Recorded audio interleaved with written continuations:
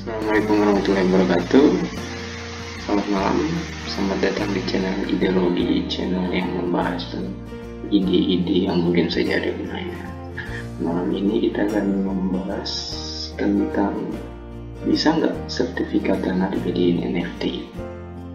Oke, sebelum masuk ke pembahasan lebih dalam, kita tahu dulu artinya NFT itu apa. Kalau hasil yang saya dapatkan itu, NFT merupakan non-fungible token, adalah sesuatu yang tidak dapat digantikan oleh apapun karena sifatnya yang unik, dan token berarti bukti.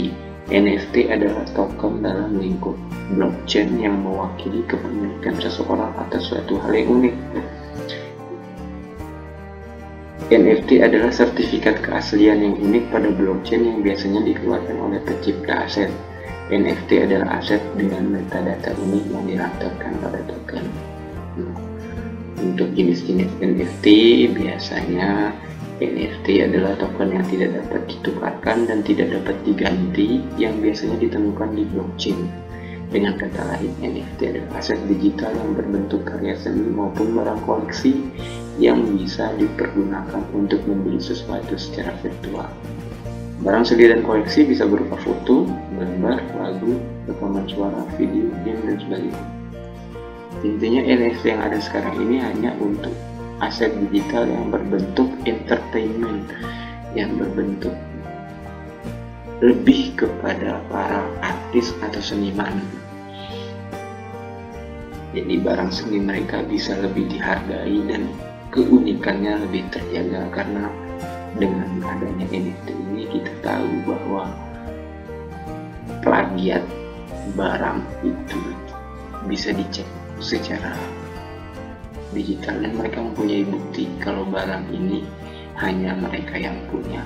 Buktinya apa? Ya, kode unik. Setiap NFT berbeda-beda, jadi itu sebagai bukti mereka. Kenapa tidak ditambahkan saja di sini sebagai tambah satu lagi, bukan hanya untuk ini, tapi sebab untuk juga sertifikat tanah, atau mungkin besok sebagai ijazah juga, atau yang lain-lain. Sebelum masuk ke cara dibuatnya, kita tahu dulu 5 jenis sertifikat tanah di Indonesia itu apa saja ya. Sertifikat hak milik yang ada di Indonesia itu ada sertifikat hak milik, sertifikat hak pakai, sertifikat hak guna usaha, sertifikat hak guna bangunan, sama tanah giring. Tanah giring merupakan istilah yang digunakan untuk tanah yang belum memiliki sertifikat. Jadi tanah giring ini hanya berbentuk surat kuasa tanah yang ditandatangani oleh kepala desa setempat. Dalam giring tersebut tercantum nomor, luas tanah, dan pemilik hak karena jual beli atau karena warisan. Ini sampai sini sudah jelas. Nah, apa bedanya NFT game dengan NFT sertifikat tanah? Kurang lebih hampir tidak ada bedanya, karena di NFT barang itu bisa dicetak.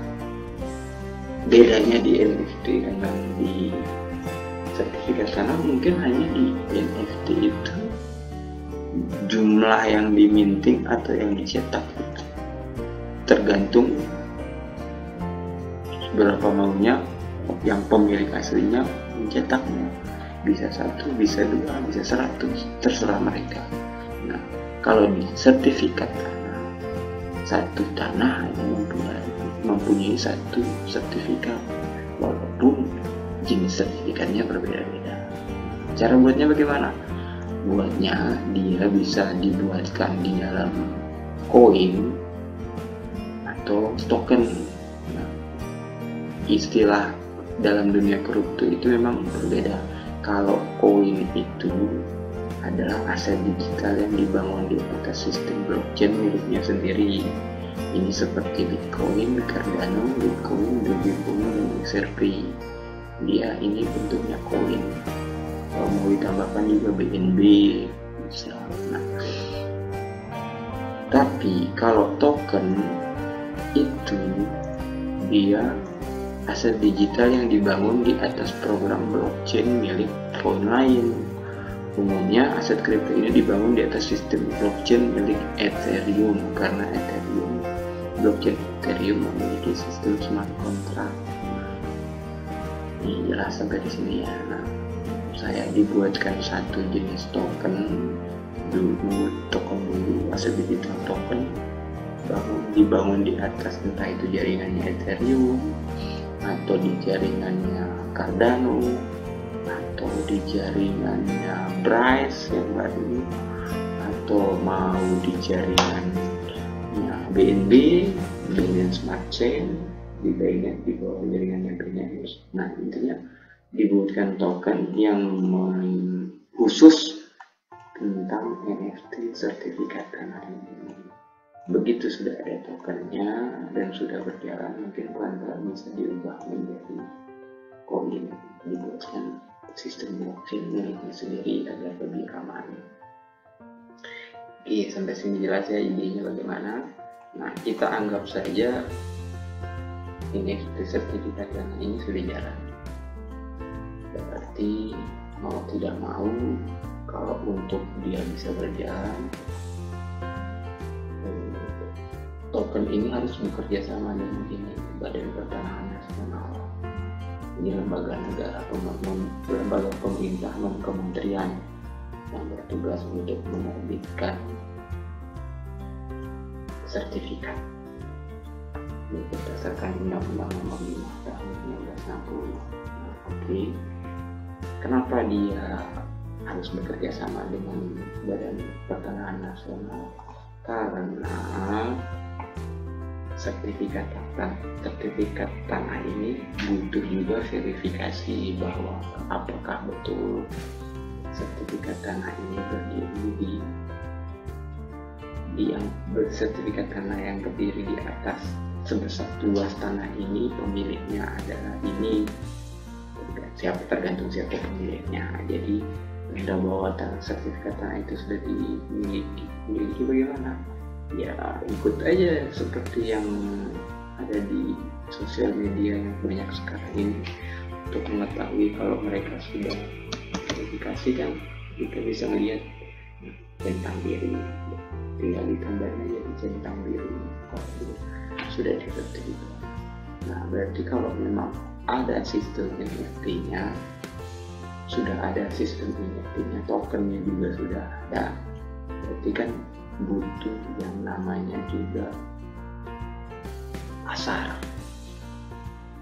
Dan kalau pasar NFT setahu saya banyak sih, cuman kita coba buka satu di OpenSea, contoh saja OpenSea itu kalau NFT yang biasa, ada sertifikat tanahnya di NFT-nya, kita akan bisa mengetahui jenis NFT itu.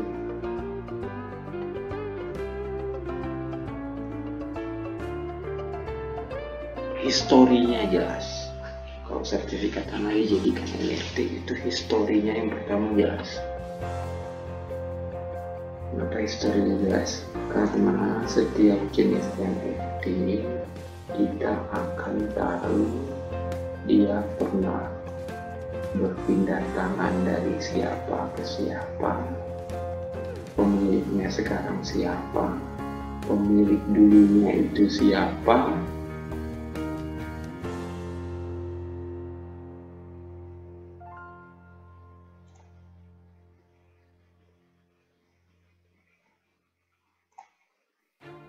di sini kan kontrak address-nya. Kalau NFT itu kan jelas ya, hanya satu, token ID 47, token standar.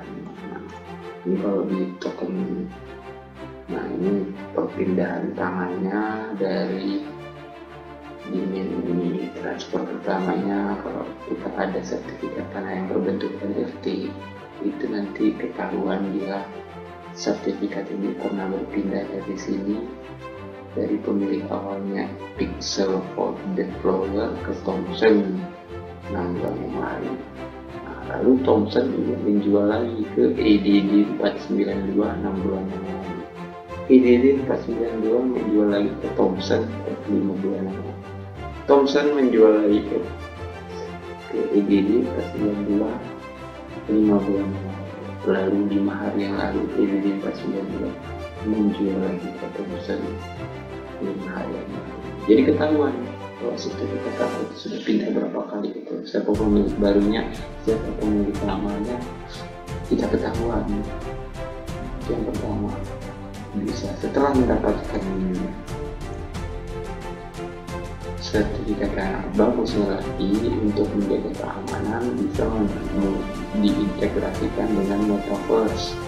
Nah, ini seperti saya buka contoh Next Earth ya.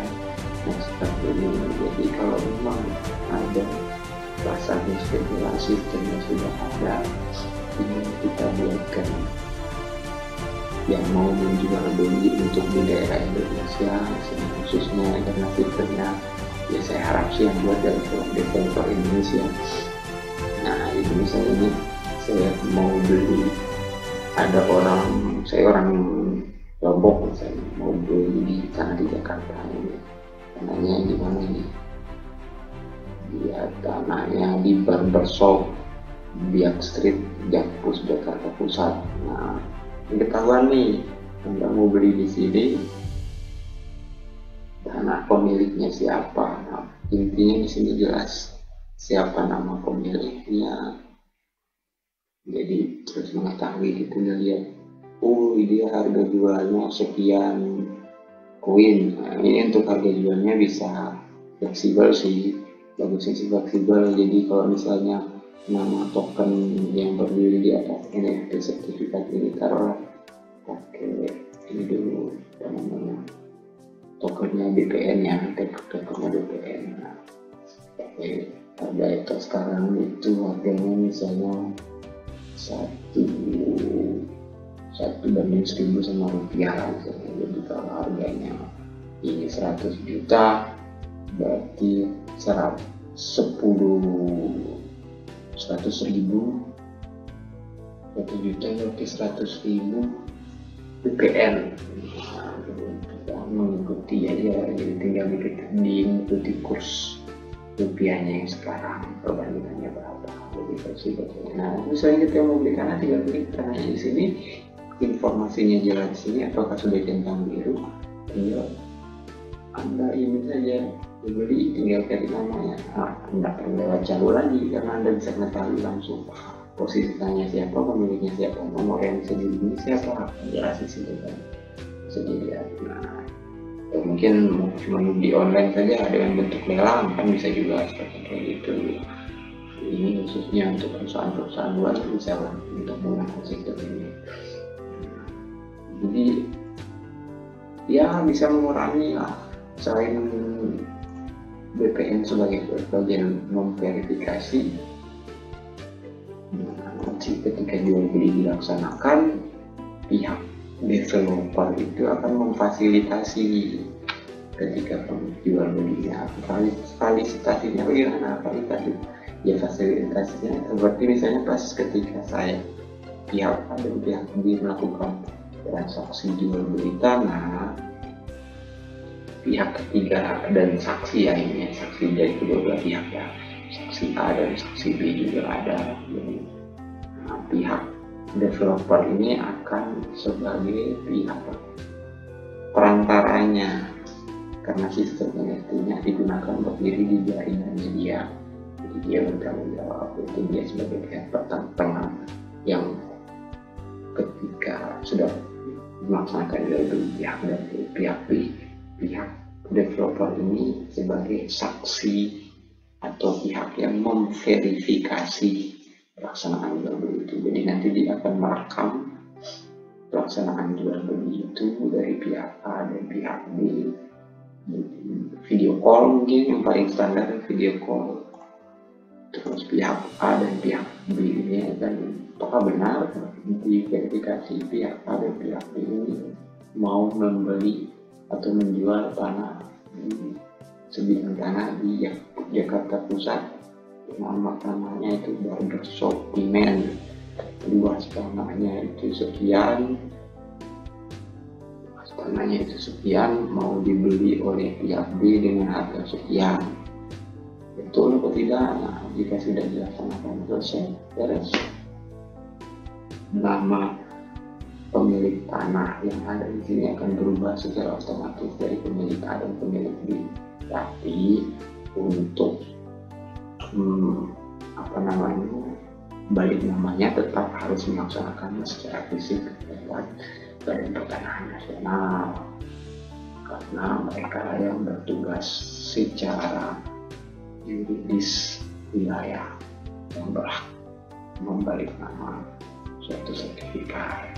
Ini hanya agar membantu atau bisa mengurangi terjadinya penipuan ketika terjadi jual beli tanah dengan adanya sistem NFT sertifikat tanah ini. Itu sekian mungkin ide saya. Disclaimer yang terakhir, kalau memang ada developer yang pengen membangun token NFT sertifikat tanah ini, dulu tahun 2017 atau 2018 dulu itu pernah ada developer Indonesia namanya kalau nggak salah Alfa Alfatiri orang Jakarta sama Musa orang Kalimantan. Mereka tahun itu pernah membuat token Lily berdiri di dalam jaringannya Ethereum, tapi fokus mereka bukan di sertifikat tanah, tapi fokus mereka di ijazah. Mereka membuat sistem bagaimana agar ijazah itu bisa mempunyai jejak digitalnya, jadi bisa disimpan secara digital.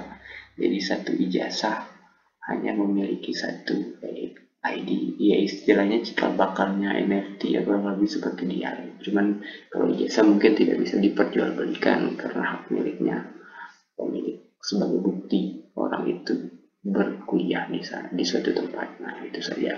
Mungkin kalau pihak ada yang menarik pengen bergabung, bisa menghubungi dua orang itu, karena mereka dasarnya sudah adalah secara teknis mereka sudah punya pengalaman membangun suatu token. Dan mungkin orang-orang yang baru yang sekarang ini. Oke, sekian saja. Terima kasih. Assalamualaikum warahmatullahi wabarakatuh.